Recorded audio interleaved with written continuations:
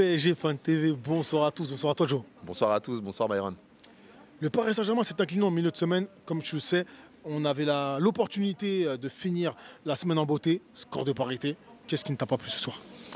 Ce qui m'a pas plu ce soir, c'est de retrouver un Paris qui ressemble beaucoup à Arsenal. Le paradoxe, c'est que quand tu perds contre Arsenal, qui est un cadre de l'APL, l'une des meilleures équipes au monde actuellement, ça me gêne moins. Là, tu joues un Nice qui ont joué aussi l'Europe, certes qui était chez eux, mais tu sens en fait la même stérilité qui commence à trop nous ressembler dans le nombre de passes et un manque de réalisme devant le but qui perdure. Donc j'ai beaucoup de mal avec ça.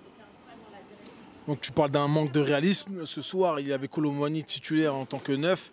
Voilà, j'ai l'impression que Lucho a entendu les supporters peut-être ou les observateurs à la télé. Voilà, qu'est-ce qui manque pour toi à ce joueur?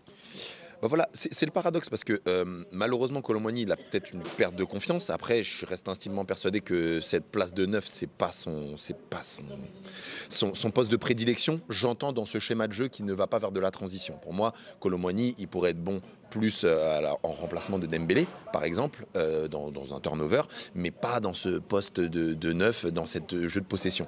Il est pas assez à l'aise techniquement pour moi pour avoir la surface et de marquer un peu comme un renard des surfaces en une ou deux touches de balle en prenant l'information rapidement, même de sa manière en fait de se rendre disponible. C'est-à-dire que je te faisais la réflexion quand on regardait le match, c'est-à-dire que je vois des ailiers qui peuvent déborder et je vois sincèrement que dans le centre du terrain, j'invite à tout le monde à faire cette analyse, il n'y a pas de vraie solution. C'est-à-dire qu'ils sont tous pris par des joueurs, ils se débloquent pas et c'est pour ça qu'on voit vraiment nos ailiers qui rentrent le plus possible pour essayer de chercher une solution. Et il n'a pas le sens du buteur tel un neuf, vraiment de métier. D'accord. Il y a pas mal de joueurs qui sont un peu en dedans au Paris Saint-Germain, ou allez, dans une forme moindre de ce qu'ils ont pu montrer en début de saison. Je pense à Vitinha, je pense, allez, oui, même Neves nous a habitués à des standards très hauts. Qu'en as-tu pensé? Je te rejoins tout à fait. On peut mettre aussi Warren dans la compte. Effectivement, on a aujourd'hui un milieu qui nous fait un peu plus de défaut, des milieux qui étaient assez proactifs pour récupérer la balle très haute, qui prenaient, qui tentaient leur chance, à l'instar d'un Vitinha qui nous a mis beaucoup de buts de cette manière-là, qui aujourd'hui, même en termes d'occasion, on en a une devant le but, il est un peu plus maladroit. Alors il revient de blessure, donc on va lui laisser quand même encore un peu de temps, même si ça commence à faire quelques semaines qu'il est revenu.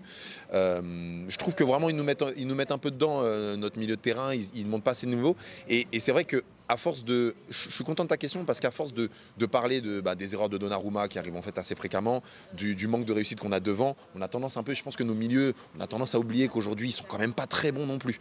Et c'est au final quand tu regardes dans ce match, ce qui m'attriste un peu, c'est que c'est tout le collectif qui est pas bon. En réalité, qui est pas au niveau. Je trouve qu'il y a un manque de fraîcheur, il y a un manque de spontanéité et la compo, je la trouve pas déconnante. Je peux pas dire Enrique, il a fait une mauvaise compo. D'ailleurs, il a fait un coaching gagnant en faisant rentrer Kangin Lee, qui a été pour moi l'un des meilleurs Parisiens.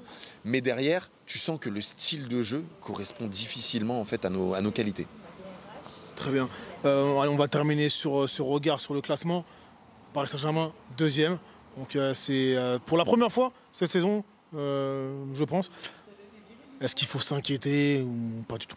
Alors moi je pense qu'il faut quand même s'inquiéter. Je ne veux pas non plus tirer la grosse sonnette d'alarme en disant qu'on est en crise, hein, loin de là. Mais je me dirais attention, vigilance, on va dire, voilà, on est au feu orange. Pourquoi? Parce que ce PSG, je l'ai toujours dit, quand au mois d'août on s'est emballé, j'ai dit attention les gars, c'est le mois d'août, on a un seul match, on a de la fraîcheur, on n'a pas rencontré des grands adversaires, c'est passé. Depuis qu'on a 2 matchs, que ça soit en Ligue des Champions, parfois et ou en Ligue 1, on n'arrive pas à tenir la cadence. On ne les a pas enchaînées les 2 victoires, on ne les a pas faites. Et donc notre réelle compétition, notre réel rythme, il est celui-ci. Et quand on parlait justement de la profondeur de banc qui peut potentiellement nous manquer, cette fraîcheur, elle est là. Et moi j'ai peur que, malgré le fait que notre équipe elle est en progression, l'un n'empêche pas l'autre, elle est en progression, on a beaucoup de jeunes. Ce qui me dérange, c'est que peut-être qu'on n'a pas assez de qualité pour pouvoir tenir sur ces 2 matchs. Et voilà, je m'interroge en tout cas sur ça. Et donc voilà, petite vigilance sans crier non plus au loup à ce niveau de la compétition.